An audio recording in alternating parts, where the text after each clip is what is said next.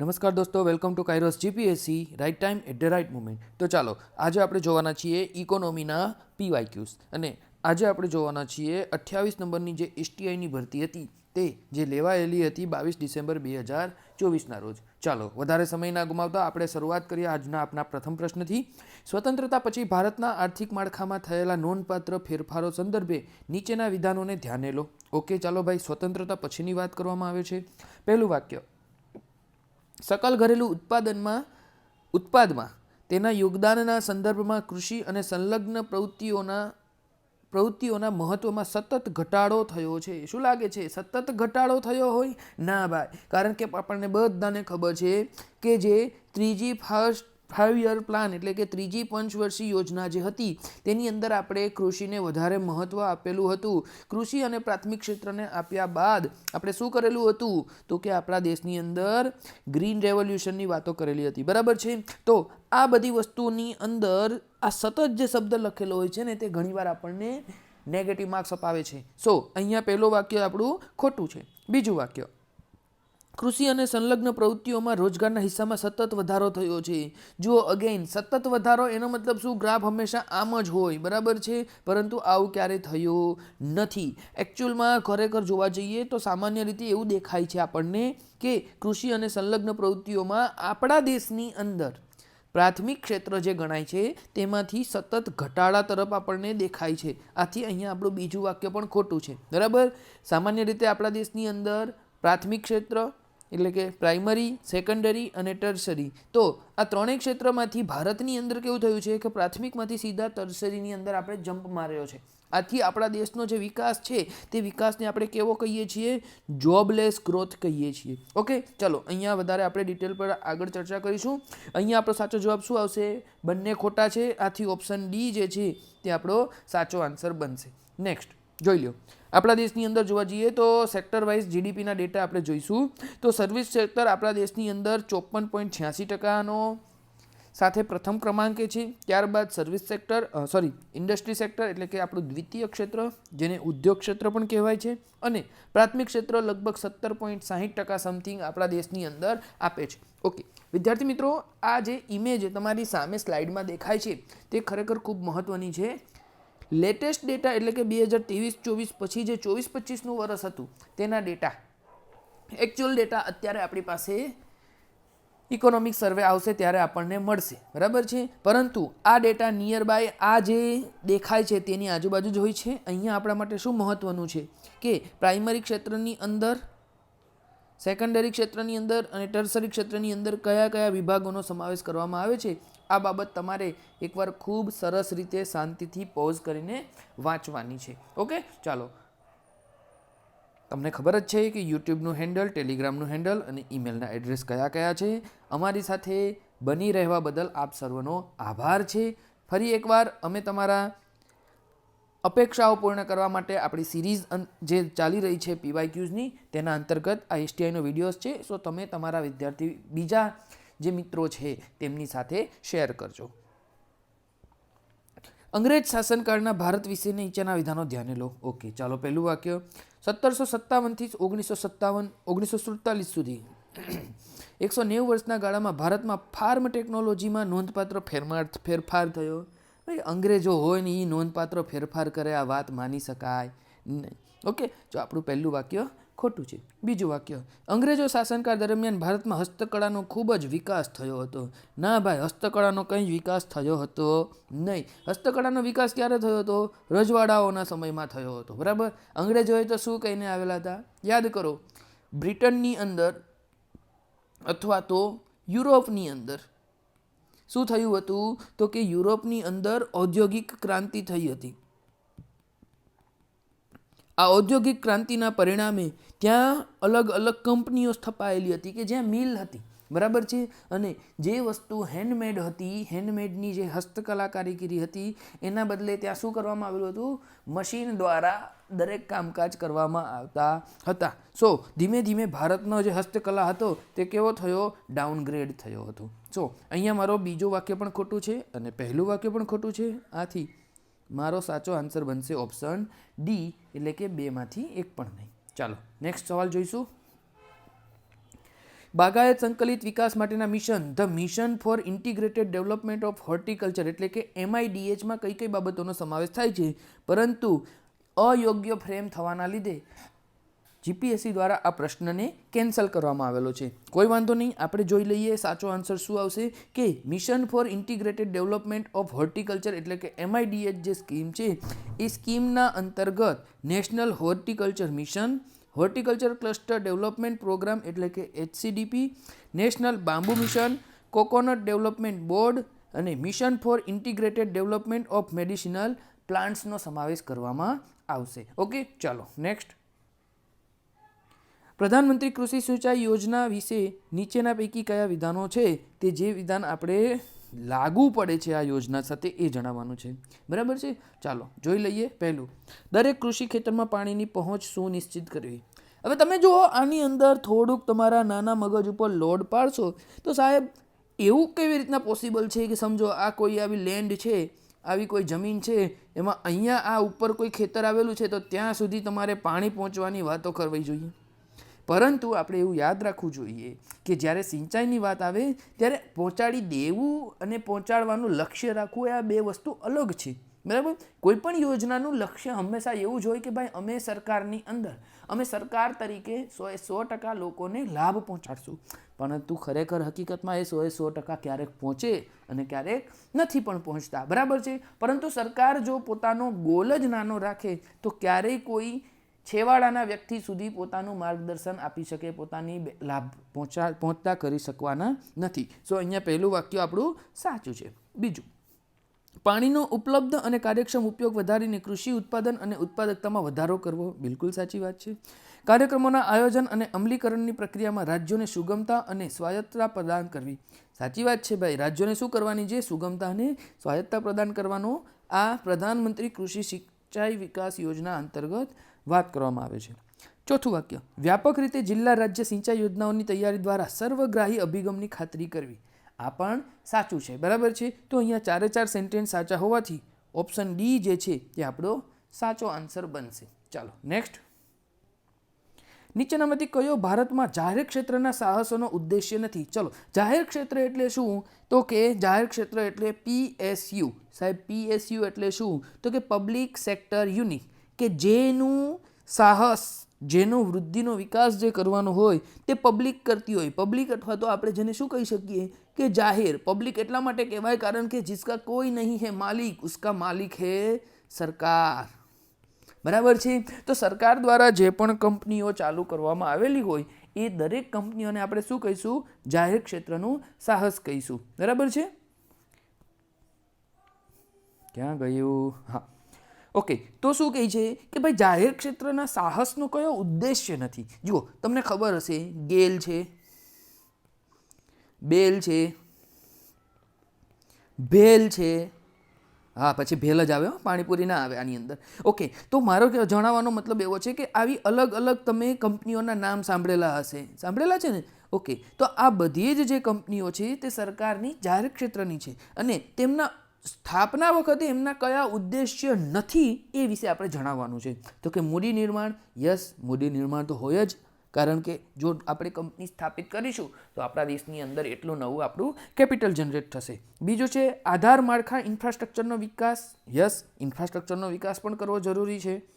ત્રીજું છે પ્રાદેશિક અસમાનતાઓ દૂર કરવી. જો અહીંયા એક ડિસ્પ્યુટ થઈ શકે, પરંતુ આપણે એ વસ્તુ યાદ રાખવાની છે કે સરકાર ઘણી બધી વાર જાહેર ક્ષેત્રની પાછળ પોતાનું જે રોકાણ કરતી હોય તેમાં પ્રાદેશિક અસમાનતા દૂર કરવાનો પણ એક વાત આવતી હોય છે કે સમગ્ર ભારતની અંદર દરેક જગ્યાએ જો સરકાર પોતાના સાહસો ઊભા કરે તો દરેક ક્ષેત્રના લોકોને રોજગારી મળે, અને જે જગ્યાએ રોજગારી મળે તો તે જગ્યાએ બજાર ચલિતમાન થાય છે. બરાબર છે, એટલે કે તે જગ્યાએ ઇકોનોમિક એક્ટિવિટી વધતી હોય છે અને તે જગ્યાએ શું થાય છે? આપણા અર્થતંત્રના પૈડા આગળ વધતા હોય છે. તો આ પણ છે, પરંતુ વસ્તી વિસ્ફોટનું નિયંત્રણ એવું મગજમાં ધ્યાનમાં રાખીને અત્યાર સુધી કોઈ જાહેર ક્ષેત્રનો આપણે વિકાસ કરેલો નથી. ઓકે, સો ડી જે છે એ ડી મારો રાઈટ આન્સર બનશે. ઓકે, ચાલો નેક્સ્ટ.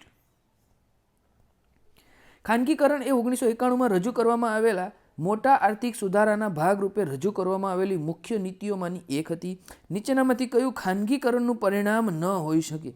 સાહેબ, કયું ખાનગીકરણનું પરિણામ ન હોઈ શકે? ખાનગીકરણ એટલે શું? તો કે જે સરકારી મિલકત છે, આ સરકારી મિલકતનો અમુક હિસ્સો અથવા તો મોટા ભાગનો હિસ્સો 0 થી 49% અથવા 50% અથવા 51 થી લઈને 100%, બરાબર છે. તો જે પણ હિસ્સો છે, આ હિસ્સો કોને વેચી દેવાનો?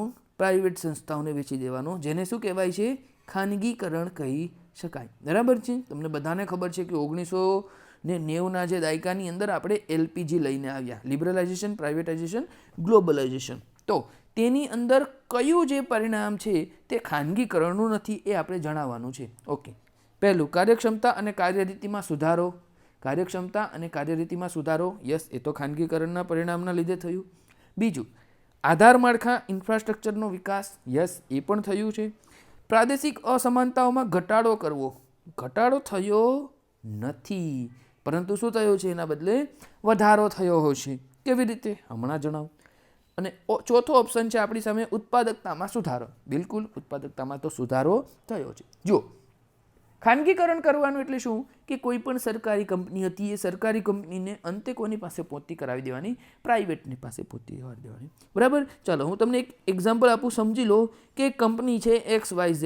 આ XYZ કંપનીને શું કરી આપણે? ટાટાવાળાને વેચી દીધી. હવે આ ટાટાવાળાએ પોતાની એક નેનો કાર બનાવવાનું લક્ષ્ય રાખ્યું, બરાબર છે. હવે આ નેનો કાર બનાવવા માટે અને ભારતની અંદર પ્રાદેશિક અસમાનતા ઘટાડવા માટે મેં તમને હમણાં કીધું કે દેશમાં દરેક ખૂણે શું કરવું જોઈએ? તો કે દરેક ખૂણે રોજગારી મળે એવા સાહસોની સ્થાપના કરવી જોઈએ. પરંતુ જ્યારે તમે પ્રાઇવેટ કરો છો તો પ્રાઇવેટવાળા વ્યક્તિને લોકોની રોજગારી સાથે મતલબ સીધો નથી, અથવા તો અસમાનતા સાથે મતલબ નથી. તેમને શેનાથી મતલબ છે? તેમને હંમેશા મતલબ હોય છે પોતાના લાભથી. જેમ કે આ XYZ કંપનીને વેચી દીધી આપણે ટાટાને. ટાટાએ વિચાર કર્યો કે ભાઈ હવે મારે નેનોનું ઉત્પાદન કરવું છે. તો નેનોનું ઉત્પાદન કરવા માટે તે લોકો પહોંચી ગયા ક્યાં? વેસ્ટ બંગાળ. હવે વેસ્ટ બંગાળની અંદર જો પોતાના પ્લાન્ટની સ્થાપના કરે તો વેસ્ટ બંગાળના લોકોને રોજગારી મળે, પરંતુ ત્યાંના બીજા કોઈ અલગ પરિણામો અથવા તો ABC રીઝનના કારણે વેસ્ટ બંગાળની અંદર એમનો પ્લાન્ટ સક્સેસફુલ ગયો નહીં. તો કઈ જગ્યાએ આવ્યા? તે લોકો આવ્યા ગુજરાતમાં. હવે ગુજરાતમાં આવ્યા એટલે ગુજરાતમાં પોતાના પ્લાન્ટની સ્થાપના કરી. ગુજરાતમાં પ્લાન્ટની સ્થાપના કરી એટલે ગુજરાતની અંદર શું કર્યું એમણે? ઇન્વેસ્ટમેન્ટ કર્યું. ગુજરાતમાં ઇન્વેસ્ટમેન્ટ કર્યું એટલે ગુજરાતના લોકોને શું મળશે? એમ્પ્લોયમેન્ટ મળશે. અને આ એમ્પ્લોયમેન્ટ મળશે એટલે ગુજરાતની ઇકોનોમિક એક્ટિવિટી કેવી થશે? વધશે. જ્યારે વેસ્ટ બંગાળની અંદર આ ABC રીઝનના લીધે ત્યાં શું થશે? તો કે ત્યાં કોઈ કંપનીની સ્થાપના થશે નહીં, બરાબર છે. તો ગુજરાતની કમ્પેરિઝનમાં વેસ્ટ બંગાળની અંદર વિકાસ પણ ઓછો થશે અને લોકોના હાથમાં રોજગારી પણ ઓછી આવશે. હવે રોજગારી ઓછી આવશે તો તેના લીધે શું થશે? લોકોના હાથમાં રૂપિયા ઓછા આવશે, અને રૂપિયા ઓછા આવશે તો ત્યાં ગરીબીનું પ્રમાણ વધશે કમ્પેર ટુ ગુજરાત, બરાબર છે. આપણે એક બહુ નાનું જ એક્ઝામ્પલથી આ વસ્તુને સમજવાનું છે. આની પાછળ ઘણા બધા પરિબળો ભાગ ભજવતા હોય છે, છતાં પણ આ એક એક્ઝામ્પલથી તમને ખબર પડી જાય કે ભાઈ ખાનગીકરણનું પરિણામ પ્રાદેશિક અસમાનતામાં ઘટાડો કરવો એવું ક્યારેય હોઈ શકે નહીં, બરાબર છે. નેનોવાળાને ક્યારે વેસ્ટ બંગાળની બેરોજગારી સાથે કોઈ મતલબ હોતો નથી, કારણ કે આ શું છે? આ પ્રાઇવેટ સંસ્થા છે, આ ખાનગીકરણ છે. હા, કદાચ સરકારી સંસ્થા હોય તો એનો એક ઉદ્દેશ્ય હોઈ શકે કે ભાઈ આપણે ગુજરાતમાં ઘણી બધી કંપની ઓલરેડી છે, આપણે વેસ્ટ બંગાળમાં નાખો જેથી વેસ્ટ બંગાળના લોકોને રોજગારી મળે, બરાબર છે. ચાલો, ભારતમાં GST કાઉન્સિલ વિશે નીચેના પૈકી કયું વિધાન સાચું નથી? જો સાચું નથી ને એની ઉપર રાઉન્ડ કરી દેવાનું. ઓકે, પહેલું વાક્ય, ભારતના કેન્દ્રીય નાણાપ્રધાન GST કાઉન્સિલના અધ્યક્ષ છે, એટલે કે આપણા કોણ છે? FM નિર્મલાબેન સીતારામન. તો તેઓ આપણા કાઉન્સિલના અધ્યક્ષ છે. બીજું વાક્ય, રાજ્યના નાણાપ્રધાનો GST કાઉન્સિલના સભ્યો છે. યસ, બિલકુલ સભ્યો છે. GST કાઉન્સિલ કેન્દ્ર અને રાજ્યો વચ્ચે સંકલન કરે છે. ઓકે, GST કાઉન્સિલ રાજ્યો વચ્ચે સંકલન કરતી નથી. હવે કેવી રીતના તમે કહી શકો કે કરતી નથી? બરાબર છે. તો આ જે ડી છે એ ડી આપણો સાચો આન્સર બનશે. કારણ શું છે? કારણ એ જ છે કે એ સંકલન કરે છે. હવે હું તમને એક ફેક્ટ બતાવું છું કે જે ફેક્ટ તમારે યાદ રાખવાનું છે. GST, આજે તમે ગુડ્સ એન્ડ સર્વિસ ટેક્સ જે ચૂકવો છો ને એનું નિયમન અને એનું સંચાલન કોણ કરે છે? તો કે GST કાઉન્સિલ કરે છે. કોણ કરે છે? GST કાઉન્સિલ કરે છે. આ GST કાઉન્સિલની તમારે મીટિંગ કરવી હોય ને તો તમારે મિનિમમ 50% કોરમ હોવી જોઈએ. શું હોવું જોઈએ? 50% કોરમ હોવી જોઈએ. બરાબર છે. હવે આ કોરમની અંદર અમુક લોકો શું કરશે? ભાગ લેશે પછી તમારે ડિસિઝન લેવા પડે. જો તમારે ડિસિઝન લેવા હોય તો કોઈ પણ ડિસિઝન લેવા માટે તમારે 75% સહમતિ જોઈશે. કેટલી લેવી પડશે? 75% સહમતિ લેવી પડશે. ચાલો ઓકે સાહેબ, સમજી ગયા કે 100% પાવર હોય, 100%માંથી 25% લોકો ના પાડે, 25% વોટિંગ ના પાડે, પરંતુ 75% હા પાડે તો તમારી સહમતિ આવી જાય. પરંતુ આ 75% લાવવા માટે એટલું યાદ રાખજો કે આપણા જે સેન્ટર છે એની પાસે 1/3 2 લખાઈ ગયું. 1/3 જે પાવર છે એ કોની પાસે છે? એ કેન્દ્ર પાસે છે. એટલે કે આપણે એવું કહી શકીએ કે 33.33% પાવર સેન્ટ્રલ ગવર્મેન્ટ પાસે છે. બરાબર છે? ઓકે. અને 2/3 જે પાવર છે એ તમારા રાજ્યોની પાસે છે, જે લગભગ કેટલું થતું હશે? 66.66. હવે અહીંયા એક વસ્તુ ખાસ યાદ રાખજો. આપણને એવું કહે છે કે ભાઈ GST કાઉન્સિલ રાજ્ય વચ્ચે સંકલન કરતી નથી, કેન્દ્ર અને રાજ્યોની વચ્ચે સંકલન કરે છે. તો સંકલન કરવું જ પડે, કારણ કે તમારે કોઈ પણ રિફોર્મ્સ, કોઈ પણ ડિસિઝન લેવાના હોય તો એ ક્યાં લઈશો તમે? GST કાઉન્સિલની અંદર. GST કાઉન્સિલની અંદર ડિસિઝન ક્યારે લેવાશે? જ્યારે 75% સહમતિ હશે. હવે 75% સહમતિ ક્યારે મળશે? કે જ્યારે કેન્દ્ર અને રાજ્યો બંનેની સહમતિ હોય તો. હા, જરૂરી નથી કે બધા જ રાજ્યોની સહમતિ હોય, કારણ કે આપણા દેશની અંદર જે 28 રાજ્યો છે, આ 28 રાજ્યો વચ્ચે કેટલા ટકા વહેંચાયેલા છે? 66% વહેંચાયેલા છે. અને કેન્દ્રની પાસે 33% છે. એટલે કોઈ પણ ડિસિઝન એકલા કેન્દ્ર લઈ શકતું નથી, અથવા તો બધા રાજ્યો ભેગા મળીને પણ ક્યારે કોઈ ડિસિઝન લઈ શકતા નથી, કારણ કે બધા રાજ્યો ભેગા થાય તો પણ મેક્સિમમ કેટલા? 66.66% મતદાન કરી શકે. જ્યારે કેન્દ્ર પોતે એકલું ખાલી કેટલા ટકા ધરાવે છે? 33%. આથી કેન્દ્ર અને રાજ્ય બંને વચ્ચે શું હોવો જોઈએ? સંકલન હોવું જોઈએ. ચાલો ઓકે, નેક્સ્ટ જાહેર ક્ષેત્રના સાહસ વિશે નીચેના વિધાનો ધ્યાને લો. જાહેર ક્ષેત્રના સાહસોએ ભારતની એકંદરે રોજગારીની સ્થિતિ સુધારવામાં નોંધપાત્ર યોગદાન આપ્યું છે. હા, આપ્યું છે, બિલકુલ આપેલું છે સાહેબ. તમારી પાસે કોઈ એવા ડેટા છે કે નથી આપ્યું? નથી. એવા ક્યારે કોઈ ડેટા બહાર પાડવાનું નથી. બરાબર છે? તો પહેલું વાક્ય સાચું છે. બીજું, ભારતના જાહેર ક્ષેત્રના સાહસોની નફાકારકતા હંમેશા વધી છે. સાહેબ જુઓ, હંમેશા નફાકારકતા વધી હોય તો સરકાર ક્યારે પોતાની કંપનીઓ વેચે નહીં. બરાબર છે? તો બીજું વાક્ય મારું ખોટું છે, પહેલું વાક્ય મારું સાચું છે. તો મારો સાચો જવાબ શું બનશે? ઓપ્શન બી જે છે તે મારો સાચો જવાબ બનશે. ચાલો નેક્સ્ટ.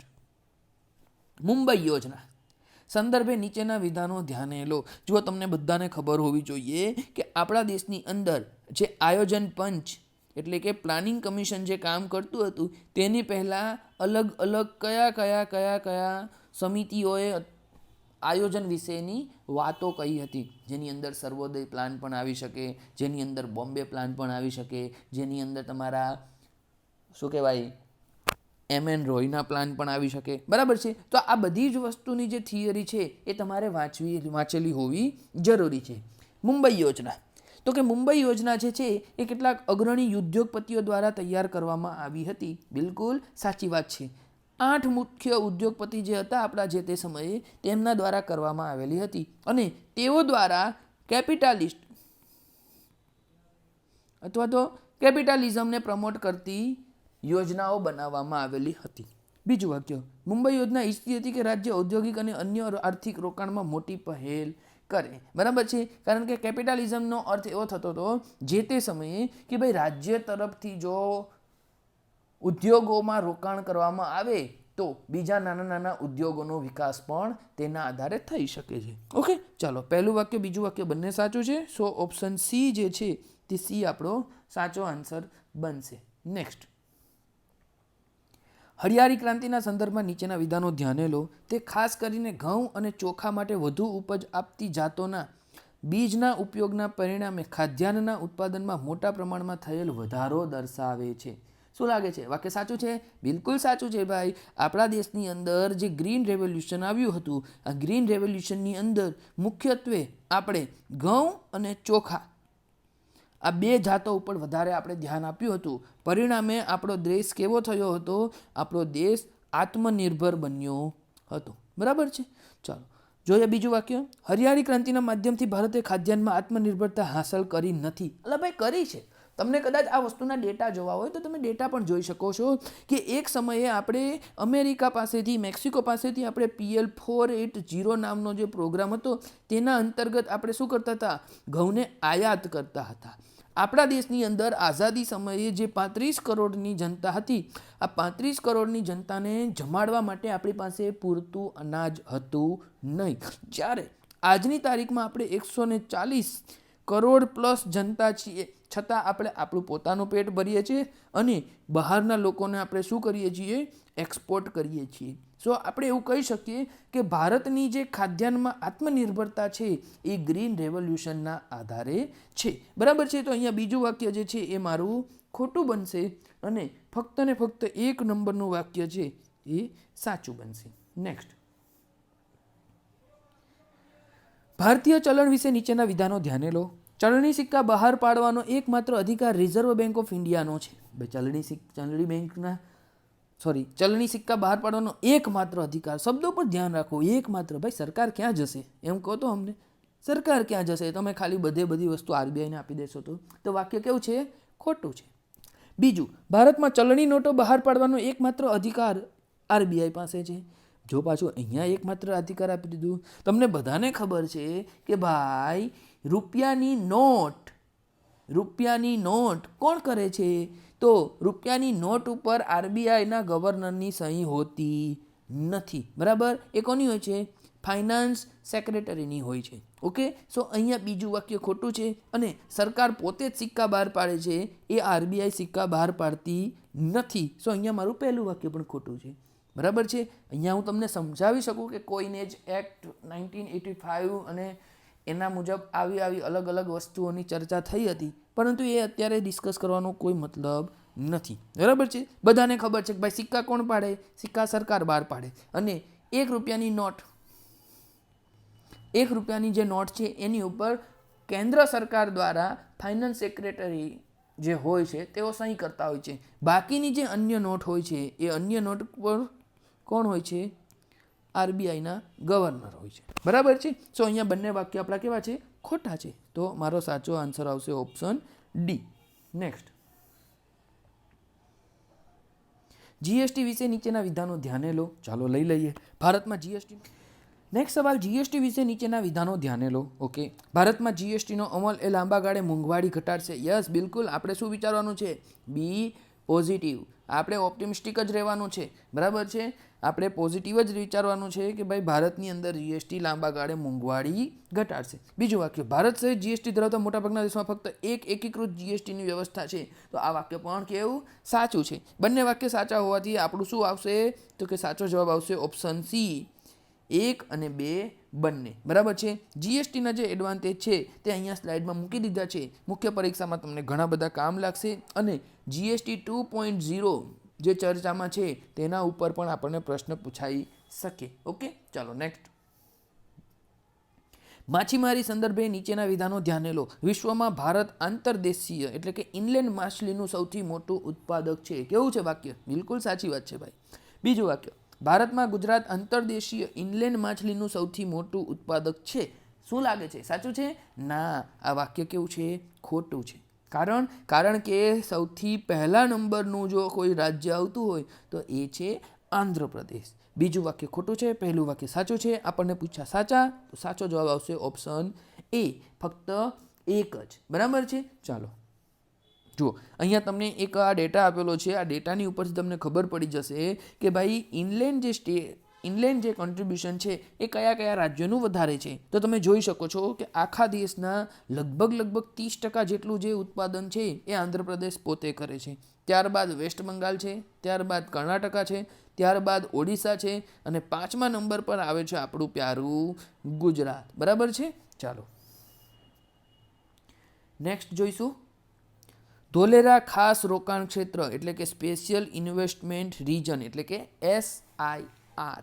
આ SIR વિશે આપણને 2 વાક્ય આપેલા છે અને આપણે એમાંથી સાચા વાક્ય જાણવાના છે. પહેલું, ધોલેરા સર એ ગ્રીનફિલ્ડ ઔદ્યોગિક સ્માર્ટ સિટી છે. બિલકુલ સાચી વાત છે સાહેબ. ગ્રીનફિલ્ડ એટલે શું? ઓકે, તો જુઓ, એક ગ્રીન ફિલ્ડ આવે છે અને એક બ્રાઉન ફિલ્ડ આવે છે. હું તમને બંનેનો ડિફરન્સ ક્લિયર કરી દઉં. સપોઝ કરો કે કોઈ એક બંજારા જમીન છે, બંજર જમીન છે, બરાબર. આ બંજર જમીનની અંદર શું કરવું પડે? તમારે કંપનીઓ નાખવી પડે. તો તમારે પહેલાં તો જમીનને સમતળ કરવી પડે. ત્યાં ગેસ કનેક્શન, પાણી કનેક્શન, લાઇટ કનેક્શન, રોડની કનેક્ટિવિટી, ટેલિફોનની કનેક્ટિવિટી, આ બધી જ કનેક્ટિવિટી આપવી પડે અને એક આખે નવી ઔદ્યોગિક સિટીનું ડેવલપમેન્ટ કરવું પડે. સમજાય છે? ઓકે, તો જે જગ્યાએ આમ કહેવાય ને કે આમ પાયામાંથી તમારે ઊભું થવું પડે, તો તેવી ફિલ્ડ જે હોય, તેવું જે આપણું રોકાણ હોય તેને કહેવાય ગ્રીન ફિલ્ડ. બરાબર છે, કે જે એકદમ શરૂઆતથી તમારે નવું કરવું પડે.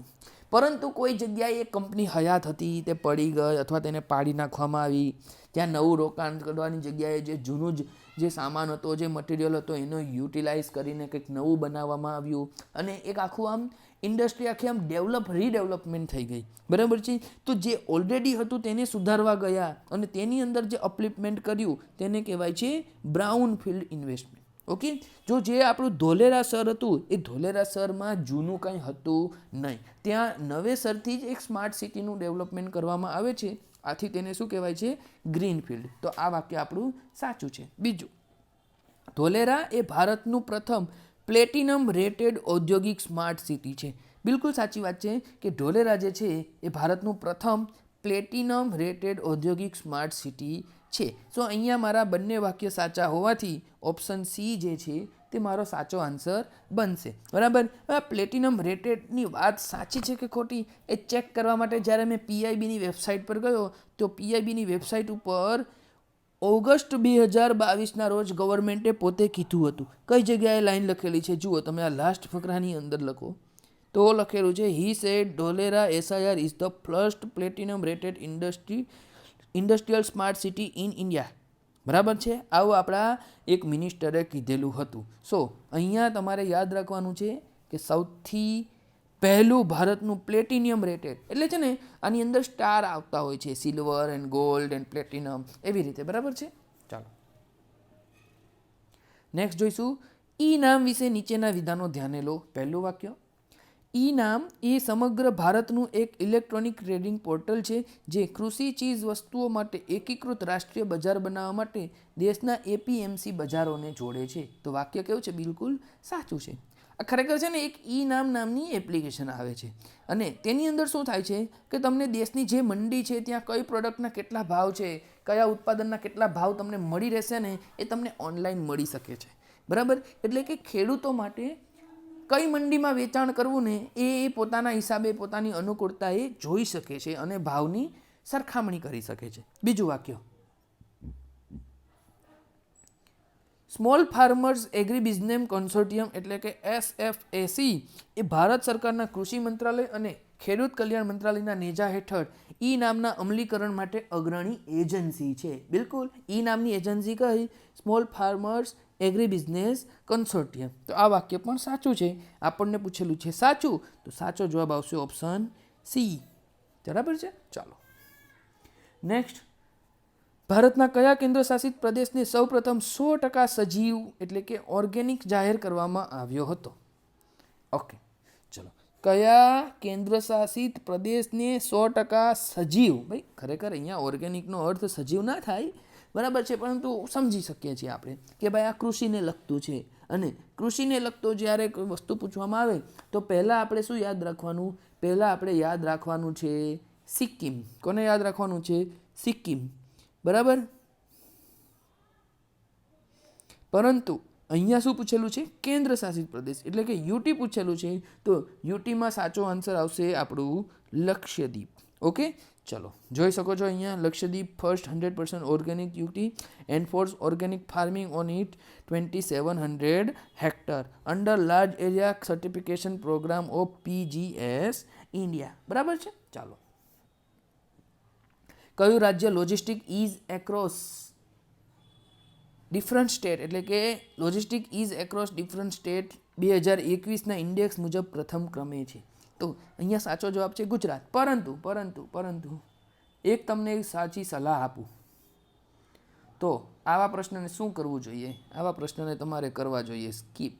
કેમ સાહેબ સ્કીપ કરવા જોઈએ? તમે વિચાર કરો કે આ જે પરીક્ષા છે, આ પરીક્ષા તમને પૂછે છે ક્યારે? 22 ડિસેમ્બર 2024ના રોજ. આ ઇન્ડેક્સ ક્યારનું છે? 2021નું. શું તમે 3 વર્ષની અંદર પૂછાયેલા દરેક ઇન્ડેક્સ યાદ રાખવાનો છો? નથી યાદ રાખવાના. 200 માર્ક્સનું પેપર છે, એમાં ક્યારેય 200 માર્ક્સનું કટ ઓફ રહેવાનું નથી. બરાબર છે. સો પ્રિપેરેશનને થોડી સ્માર્ટ કરવી પડે અને એ સ્માર્ટના જ નામ ઉપર તમને ખબર હોવી જોઈએ કે તમારે કયું વાંચવાનું છે ને કયું નથી વાંચવાનું. હવે આવા જે ઇન્ડેક્સમાં જે તમને ખબર જ નથી, હા કદાચ તમારે રૂટીનમાં ક્યાંક પાક્ષિકમાં કે કોઈ ન્યૂઝપેપરમાં રીડિંગમાં ગુજરાત યાદ આવ્યું હોય તો વાત અલગ છે, પરંતુ આવા કોઈ ઇન્ડેક્સમાં તુક્કા મારવા જવાના નહીં. નહીંતર શું લઈને આવશો?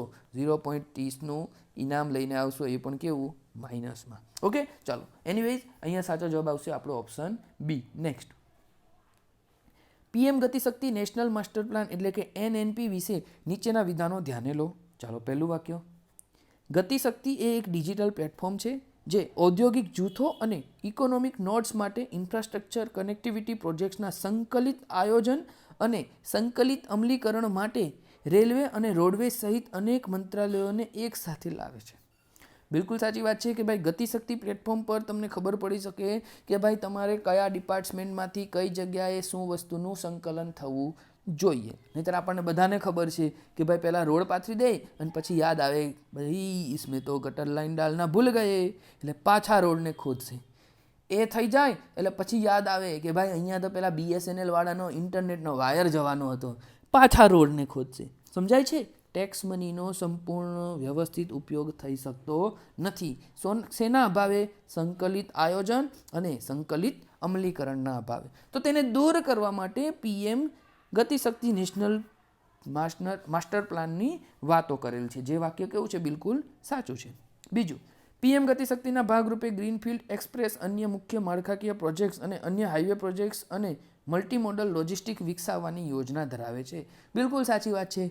એક એવું તમારે મલ્ટીમોડલ લોજિસ્ટિક બનાવી જાય કે ભાઈ અહીંયાથી તમારી રેલવે પણ એક્સેસિબલ હોય, અહીંયાથી તમારા કાર્ગો જે ટ્રક હોય છે એ પણ રોડ રસ્તા પણ તમારા એક્સેસિબલ હોય, અને જો નિયર બાય કોઈ તમારું સી રૂટ હોય અથવા તો રિવર રૂટ હોય તો ત્યાંથી તમે એ પણ પરિવહન કરી શકો એમ છો. બરાબર. અને નજીકથી તમે તમારા એર કાર્ગોની પણ સર્વિસીસ ઉપલબ્ધ કરાવી શકો છો. અહીંયા બંને વાક્ય સાચા હોવાથી મારો ઓપ્શન સી જે છે તે મારો સાચો આન્સર બનશે. બરાબર છે. ગતિશક્તિ નેશનલ માસ્ટર પ્લાન વિશે તમને ડિટેલમાં વાંચવું હોય તો અહીંયા તમે વાંચી શકો છો. ચાલો નેક્સ્ટ, નીચેનામાંથી કયો અથવા કયા કર GSTમાં સમાવેશ થઈ ગયા છે? ચાલો જોઈ લઈએ GSTમાં કયા સમાવેશ થયા છે. સેવા કે સર્વિસ ટેક્સ, ભાઈ એનું નામ જ છે, આ S ફોર સર્વિસ ટેક્સ જ છે. બીજું મનોરંજન કર, એ પણ આની અંદર સામેલ થઈ ગયો છે.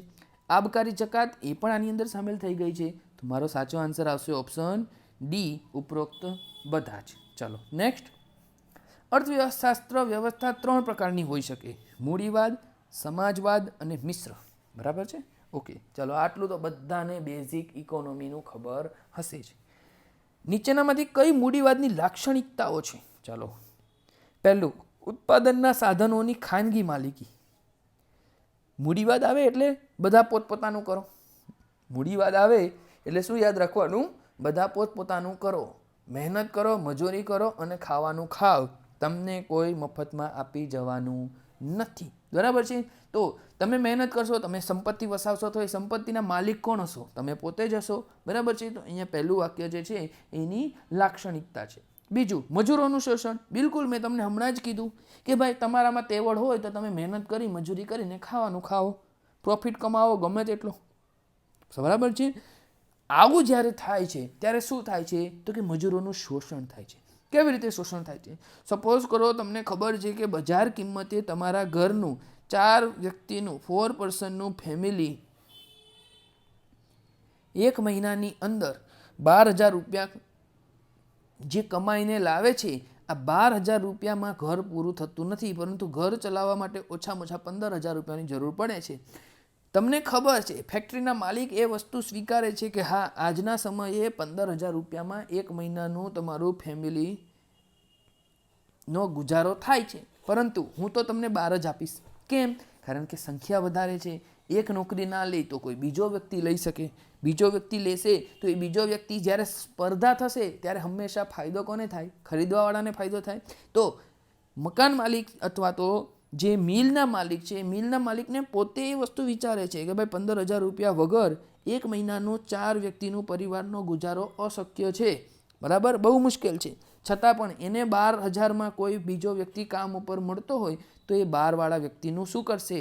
શોષણ કરશે. ઓકે, સો આ પણ એક તેની લાક્ષણિકતામાં ગણાશે.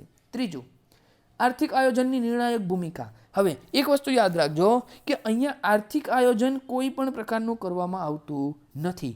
મૂડીવાદી જે છે, આ મૂડીવાદીની અંદર એક વસ્તુ યાદ રાખજો કે જે હંમેશા ડિમાન્ડ ઇક્વલ ટુ સપ્લાયના નિયમ ઉપર આધારિત હોય છે. એટલે કે માંગ બરાબર પુરવઠાના આધાર ઉપર હોય છે. કેવી રીતે? કે ભાઈ બજારને ઈચ્છા થઈ કે ભાઈ અમારે કંઈક નવી વસ્તુ જોઈએ છે, તો કંપનીઓ તેનું પ્રોડક્શન કરીને સપ્લાય કરશે. એવું નહીં કંઈ કંપની કે ભાઈ અમારે આ વસ્તુ બનાવી નથી. અહીંયા ગ્રાહક ભગવાન હોય છે, બરાબર છે. તો ત્રીજું વાક્ય ખોટું છે. ત્રીજું ખોટું એટલે આ છે તો ડી ખોટો, આ છે તો બી ખોટો, અહીંયા છે તો એ ખોટો. મારો સાચો આન્સર શું બનશે? સાચો આન્સર બનશે આપણો ઓપ્શન સી જે છે તે બનશે. બરાબર છે. ચલો એક વખત તમે અહીંયા ટાઈપ્સ ઓફ ઇકોનોમીમાં નજર ફેરવી લો. કેપિટાલિસ્ટ ઇકોનોમી, સોશિયાલિસ્ટ ઇકોનોમી અને મિક્સ ઇકોનોમી. બરાબર, એક્ઝામ્પલ યાદ રાખજો. કેપિટાલિસ્ટમાં યુએસએ આવશે, અત્યારે જે રશિયા છે કે જે જૂનું યુએસએસઆર હતું તે આવશે, અને મિક્સમાં બેસ્ટ એક્ઝામ્પલ લઈ લો ઇન્ડિયા આવશે. બરાબર છે. અહીંયા જે છે એ અહીંયા પ્રાઇવેટ સેક્ટર કંટ્રોલ કરશે, અહીંયા ગવર્મેન્ટ કરશે, અને અહીંયા ગવર્મેન્ટ અને પ્રાઇવેટ બંને કરે છે. ઓકે, ચાલો નેક્સ્ટ. સ્વતંત્રતા પૂર્વે રાષ્ટ્રીય આવકનો પ્રથમ અંદાજ કોણે લગાવ્યો હતો? બધાને ખબર છે, દાદાભાઈ નવરોજીએ લગાવેલો હતો. કોણ હતું? દાદાભાઈ નવરોજી હતા. નેક્સ્ટ, નીચેનામાંથી કયું ભારતીય અર્થતંત્રની લાક્ષણિકતા નથી? ભાઈ ભારતના અર્થતંત્રની લાક્ષણિકતા માથાદીઠ ઓછી આવક છે આપણી, બરાબર છે, આપણે બધા જ ગરીબો છીએ. બીજું, કૃષિનું પ્રભુત્વ. આજની તારીખમાં કૃષિની અંદર આપણી રોજગારીના આધારે વધારે નિર્ભરતા છે. બાકી આપણે પહેલી સ્લાઇડમાં જ જોયું કે લગભગ 18% જેટલું જ આપણું પ્રાથમિક ક્ષેત્ર જીડીપીમાં યોગદાન આપે છે. ત્રીજું, ગરીબીની અસર. ગરીબીની અસર તો જોવાની સીધી વસ્તુ છે. પરિણામે શું થશે? પરિણામે જે આપણું કન્ઝપ્શન છે એ કન્ઝપ્શન ઓછું થશે. ચોથો ઓપ્શન, ઊંચી રોજગારી. તમને લાગે છે રોજગારીનું પ્રમાણ આપણા અર્થતંત્રમાં વધારે છે? નથી, તો એ આપણી લાક્ષણિકતા નથી. બરાબર છે. સો ઓપ્શન ડી મારો સાચો આન્સર બનશે. નેક્સ્ટ, આજે પણ કૃષિ એ ભારતમાં રોજગારી આપતું સૌથી મોટું ક્ષેત્ર છે. 2020માં કૃષિ અને સંલગ્ન પ્રવૃત્તિઓમાં સંકળાયેલી વસ્તીની ટકાવારી કેટલી હતી? ઓ ભાઈ, આવો ડેટા કોણ યાદ રાખે? કોઈ યાદ રાખવો જોઈએ? ના યાદ રાખવો જોઈએ. પરંતુ જો તમે રૂટીનમાં રેગ્યુલર તૈયારી તમારી ચાલુ હોય તો તમને મેં હમણાં જ એક વસ્તુ કીધી કે ભાઈ ભારતની અંદર મોટા ભાગના લોકો પ્રાથમિક ક્ષેત્ર સાથે જોડાયેલા છે. એટલે પ્રાથમિક ક્ષેત્ર એટલે કૃષિ અને સંલગ્ન. બરાબર છે. તો અહીંયા શું થશે? અહીંયા થશે તમારો સાચો આન્સર. સાચો આન્સર એક્ઝેક્ટ આપવાની જગ્યાએ આ લોકોએ ડેટા મિસમેચ કરેલા હતા. બરાબર છે. કારણ કે 2020માં અલગ અલગ ડેટા બતાવતા હતા. આથી આ લોકોએ સવાલને જ કેન્સલ કરેલો હતો? કેન્સલ કરેલો હતો. હા, પરંતુ જો તમારે આવા સવાલમાં ટૂક્કો મારવાનો થાય તો એટલી વસ્તુ યાદ રાખવાની કે 31% તો છે નહીં અને 41% છે નહીં. 64-65% આપણે આઝાદી વખતે હતા. આથી અત્યારે લેટેસ્ટમાં 50%ની આજુબાજુ હોઈ શકીએ. યાદ રાખજો, હું તમને એક્ઝેક્ટ નથી કહેતો કારણ કે જીપીએસસી દ્વારા આ સવાલને કેન્સલ કરવામાં આવેલો હતો. નેક્સ્ટ, 1991માં રજૂ કરાયેલા આર્થિક સુધારા સંદર્ભમાં નીચેના વિધાનો ધ્યાને લો. પહેલું વાક્ય, આર્થિક સુધારાઓને કારણે વર્તમાન સદીના પ્રથમ દાયકા સુધી ભારતે જીડીપીનો ઊંચો દર હાંસલ કર્યો છે. બિલકુલ કહી શકાય આપણા દેશની અંદર એલપીજી સુધારા જે આવ્યા હતા તેના પરિણામે આપણા દેશની ઇકોનોમીનો વિકાસ થયો છે. બીજું વાક્ય, આર્થિક સુધારાના સમયગાળામાં અસમાનતાઓ વધી રહી છે. બધાને ખબર છે આર્થિક સુધારાના કારણે આપણા દેશની અંદર અસમાનતા વધી રહી છે. તમને જાણીને નવાઈ લાગશે કે આપણા દેશની જે 1% સંપત્તિ છે, આપણા દેશની અંદર જે 39% સંપત્તિ છે એ 1% વ્યક્તિઓ પાસે છે, અને આપણા દેશના જે 10% ટોચના ધનિકો જે છે એ ધનિકો આપણા દેશના લગભગ 69% સંપત્તિ પર અધિકાર ધરાવે છે. બરાબર છે. તો આ શું થયું? આ થયું આપણા દેશનો ઉપયોગ અથવા તો અસમાન વહેંચણી. બરાબર છે, જે ભવિષ્યમાં ઘણી બધી ક્રાંતિઓનો જનક થઈ શકે છે. આપણે આપણા ભારત દેશની આજુબાજુમાં જોઈ રહ્યા છો કે ઝેનઝી અને ઘણા બધા પ્રકારના રિવોલ્ટ થઈ રહ્યા છે. નેપાળમાં, પાકિસ્તાનમાં, શ્રીલંકામાં, બાંગ્લાદેશમાં, મ્યાનમારમાં, બધી જગ્યાએ અશાંતિ છે. તો ભવિષ્યમાં જો ક્યારેક ભારતમાં આવું થાય તો એ બાબતમાં અસમાનતા એક મુખ્ય મુદ્દો બની શકે. ઓકે, ચાલો અહીંયા મારો સાચો આન્સર શું આવશે? અહીંયા મારો સાચો આન્સર આવશે ઓપ્શન સી, 1 અને 2 બંને. ઓકે, ચાલો નેક્સ્ટ. જાહેર ક્ષેત્રની સુધારણા નીતિ. ભારત સરકારે જાહેર ક્ષેત્રના એકમોનું ખાનગીકરણ કર્યું, તે માટે નીચેનામાંથી કઈ કઈ પદ્ધતિઓ અપનાવવામાં આવેલી? ઓકે ભાઈ, ખાનગીકરણ કર્યું તો આપણે કેવી રીતના કર્યું? તો કે ભાઈ આપણે આઈપીઓ લઈને આવ્યા. બિલકુલ સાચી વાત છે ભાઈ. બરાબર, એટલે કે આપણે કંપનીના અમુક શેર લોકોને શેર બજારની અંદર વેચી દીધા હતા. બીજું, વ્યૂહાત્મક વેચાણ પદ્ધતિ, જેને કહેવાય છે સ્ટ્રેટેજિક ડિસ્ટ્રીબ્યુશન. બરાબર, હવે સ્ટ્રેટેજિક ડિસ્ટ્રીબ્યુશન એટલે ધીમે ધીમે તમે પહેલાં 5% વેચ્યા, પછી 10% કાઢ્યા, એને સ્ટ્રેટેજિક કહેવાય છે. ઓકે, તો આ વાક્ય પણ સાચું છે. વિદેશીઓને વેચાણ? ના ભાઈ, આપણે આપણા જાહેર ક્ષેત્રનું ખાનગીકરણ આવી રીતે કોઈ વિદેશીઓને વેચેલું નથી. ચોથું, સંચાલક કર્મચારી દ્વારા ખરીદી. ના, એવું આપણા ખાનગીકરણ ક્ષેત્રમાં આપણને જોવા મળેલું નથી કે ભાઈ કોઈ કંપની બંધ થવાની હોય અથવા કોઈ કંપનીને વેચવાની હોય તો જે તે કંપનીમાં કામ કરવાવાળા કર્મચારીઓ અથવા તો જે તે સરકારી અધિકારીઓ અને કર્મચારીઓ ભેગા થઈ અને એ કંપનીને ખરીદી લે. એવું હજુ સુધી તો દેખાયું નથી, અને આપણે એના બેઝ ઉપર ખાનગીકરણ પણ કરેલું નથી. સો અહીંયા આપણો સાચો આન્સર શું બનશે? ઓપ્શન એ, 1 અને 2 બનશે. ઓકે, ચાલો જોઈએ આપણો આજના અંતિમ પ્રશ્ન ઉપર.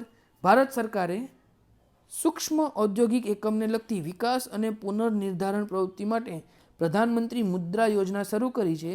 આ મુદ્રાનું પૂર્ણ રૂપ કયું છે? ભાઈ મુદ્રાનું પૂરું નામ પૂછેલું છે.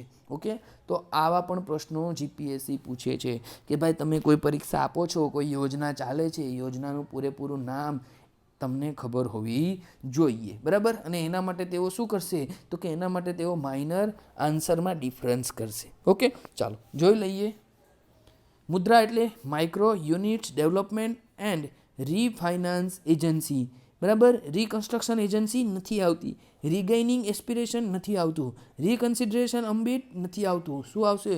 ઓપ્શન એ જે છે એ આપણો સાચો આન્સર બનશે. ઓકે, ચલો તો આ હતું આપણું એસટીઆઈનું 2024 ડિસેમ્બરના રોજ લેવાયેલા